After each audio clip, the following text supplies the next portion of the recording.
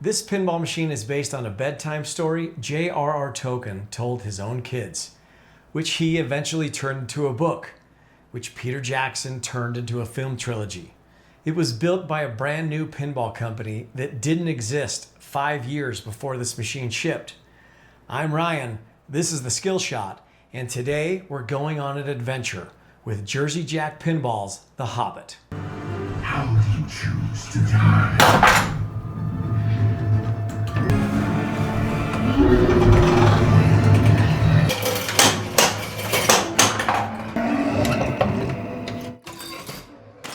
To understand why this machine is such a big deal, we need to take a quick trip back in time. By 2007, Stern Pinball was the last major pinball manufacturer in the world. Gottlieb closed in '96, Williams shut down his pinball division in '99, and took the Bally name with them. The industry had collapsed. Everyone was playing video games at home, and arcades couldn't stay in business. Without arcades to purchase pinball machines, there were no buyers. With no buyers, the manufacturers had to close. Stern was the only company keeping the lights on.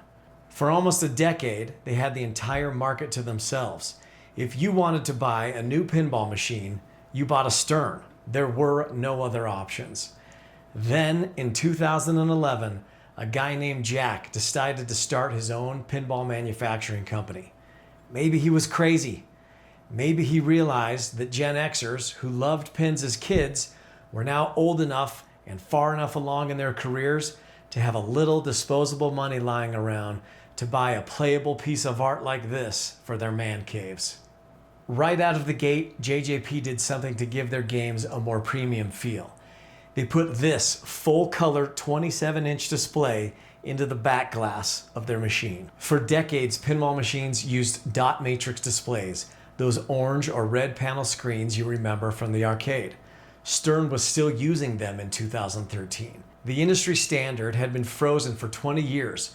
With no competition pushing new tech, Stern just kind of did what they always did, and pinball hadn't progressed much. Nearly every modern pinball machine you'll play now, including Stern's own current lineup, uses a big LCD in the back box, and Jersey Jack forced that change. The license for this game came from Warner Brothers, the same studio that distributed the Peter Jackson films. That meant JJP didn't just get the characters and the story, they got the actual movie clips, playable on the big LCD during gameplay. They also got the voice cast, which includes Oscar-nominated actors like Sir Ian McKellen. Martin Freeman did the Bilbo callouts. Kate Blanchett, Hugo Weaving, they're all in there. It can be very difficult to hear all of those cool callouts in an arcade, so Jersey Jack also added a 3.5mm headphone jack to the front of the game. Players could go in, bring their own headphones, and hear what's going on. That's not an issue at home, but for the arcade, it's a really cool feature. Pinball manufacturers have taken a lesson from car manufacturers and started selling the same pin at different trim levels. The Hobbit shipped with 4 versions. The standard edition base model has everything that made the game great. The cast, the modes, the LCD, it was all on the base trim. The limited edition added premium trim, a signed apron, and a fixed production run of 1,500 units. The Black Arrow Special Edition was a themed variant built around the arrow that kills Smaug at the end of the story. And then there's this one, the Smaug Gold Special Edition. Hand-painted gold armor on the Smaug toy, gold powder-coated trim, custom Smaug-themed cabinet art, a certificate of authenticity, and a number on the apron. Mine is number 431 of 500. This is a wide-body machine, larger than most Sterns, and there's a lot going on. The motorized Smaug dominates the playfield. He turns his head, opens his mouth, and even breathes fire. To the right, there's a digital book on the playfield. The pages turn as you progress through the modes. Each page represents a chapter of the story you're playing through. This game has 31 modes. When I bought it, it came with this flow chart. I'm still trying to make sense of everything in this game. You can play this machine for months and not see all of it. The playfield might look very open and empty, but look closer. There are 4 buttons that you need to roll over before you can lock balls for multiball. There are also 4 pop-up beasts. There's a spider and a warg near the bottom, and a goblin and an orc on the top. Kill them all and you'll earn another multi-ball. Here's an Easter egg for the token nerds. Take a look at the inlane plastics. Those dwarvish runes aren't just decorative. If you translate them using Token's rune alphabet, you'll discover hidden messages left by the development team. It's the kind of detail nobody asked for, and you could play this game for years without noticing it. But for the fans willing to look a little closer, the designers left their signatures hidden in Middle-earth, and I think that's pretty cool. JJP took much longer than expected to ship this pin. The game was announced in 2012 and didn't actually arrive until 2016. People began to worry it was vaporware and the company might fold. The films had already been in theaters and gone. The buzz around The Hobbit was dying down. Early code had bugs. The rules took years to fully come together, but the team kept working on it. And because this is basically a computer in the shape of a pin, JJP can push updates to update the code and features and create new modes. And it's currently ranked around 60 on Pinside's top 100. For a game that took a beating during its launch, that's a remarkable comeback story.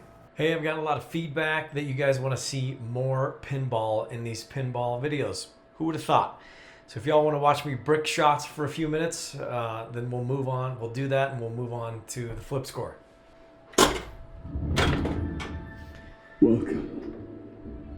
When you start a game in Hobbit, the action button allows you to choose your skill shot. Some are way harder than others. Right now, Hesitation shall get you nowhere. Okay. Right now, Elf is lit up, but I can switch it to these rollovers, and I somehow have to launch the ball and get it to fall through one of these rollovers when it's gold. My favorite one is these lock buttons. Do a soft plunge and try to get them to roll over all 4 of those lock buttons. It also lights lock if you do that. This one is pretty easy. You just have to wait for that one in the middle to pop up, the dwarf targets. Well, let me see if I can get these. And I missed. Of course. Oh, I got lucky. Didn't hit anything else. That's it. You wanted to see one ball. And anyways, thanks for watching, folks. Give me another try. That's how it goes sometimes.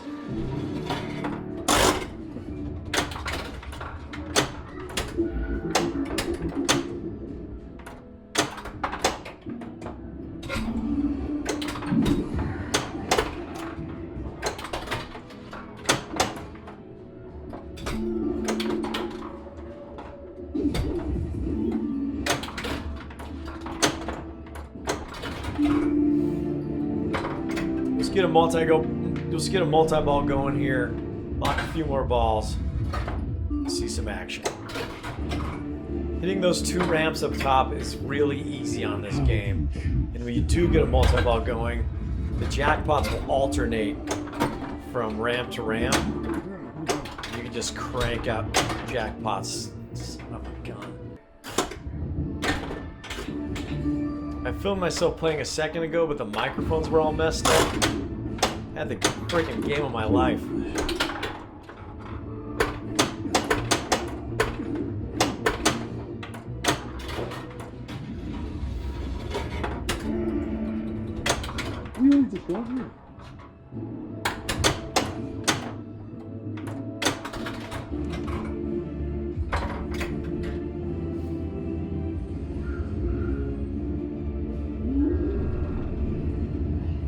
Okay.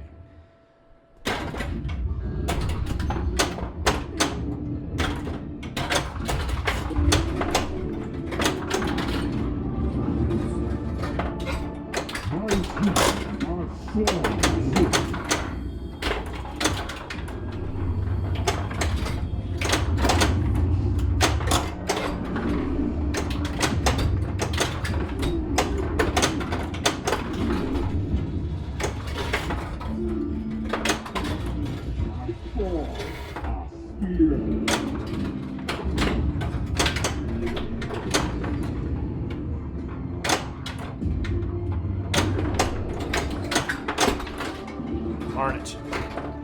So that's a few balls through The Hobbit. I hope you enjoy this gameplay section. If you you want more of that, if you want this to be longer or shorter, let me know, and in future videos, I'll try to make those adjustments. Now let's give it a flip score. On shots, Joe Balser designed this for flow and exploration. The wide body layout gives every shot room to breathe. The ramps are smooth and very easy to hit until a nasty orc pops up and changes the geometry of the game.